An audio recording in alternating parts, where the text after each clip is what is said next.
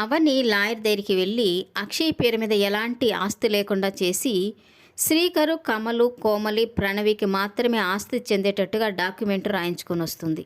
ఇక ఇంటికి వచ్చిన తర్వాత ఆ డాక్యుమెంట్స్ని అక్షయ్కి ఇచ్చి చూడమని చెప్తుంది. ఇక అక్షయ్ కవర్ ఓపెన్ చేసి డాక్యుమెంట్స్ని బయటికి తీసేలోగా అవని తన చేతిలోంచి అవి లాక్కొని మళ్ళీ కవర్లో పెట్టేస్తూ ఉంటుంది. అదేంటి అవని, చూడమన్నావు మళ్ళీ లాక్కొనేస్తున్నావు అని అంటుంటాడు. ఇక అవని అయితే, ఈ డాక్యుమెంట్స్లో నేను ఏం రాశాను అనేది మీకు పెద్ద సర్ప్రైజ్. రేపు ఈ డాక్యుమెంట్స్ చదివిన తర్వాత నేను ఏం రాశాను అనేది మీకు అర్థమవుతుంది అని చెప్తూ ఉంటుంది. ఇక అక్షయ్ అయితే సరే నీ ఇష్టం అని చెప్తూ ఉంటాడు.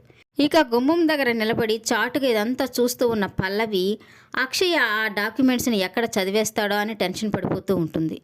ఇక అవని తను చదవకుండా మళ్ళీ కవర్లో పెట్టడంతో ఇక పల్లవి అయితే చాలా హ్యాపీగా ఫీల్ అవుతూ ఉంటుంది. నేను చేయాలనుకున్న పని ఇప్పుడు అనుకున్న పని సులభంగా చేయొచ్చు, అవనిని అందరి ముందు స్వార్థపరురాల్లాగా చూపించవచ్చు అని సంతోషంగా అక్కడి నుంచి వెళ్ళిపోతుంది.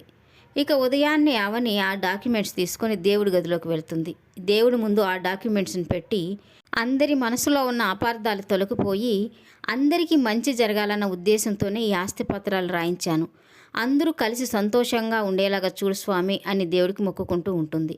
ఇక తను అక్కడి నుంచి వెళ్ళిపోగానే పల్లవి తన దగ్గరున్న డాక్యుమెంట్స్ తీసుకుని వస్తుంది. ఇక చుట్టుపక్కల ఎవరూ లేకుండా చూసి దేవుడి గదిలోకి వెళ్ళి అక్కడ అవని పెట్టిన డాక్యుమెంట్స్ని మార్చేసి తను లాయర్ దగ్గర నుంచి తీసుకొచ్చిన డాక్యుమెంట్స్ని ఆ ప్లేస్లో పెట్టేసి ఏమీ తెలియనట్టుగా అక్కడి నుంచి వెళ్ళిపోతూ ఉంటుంది.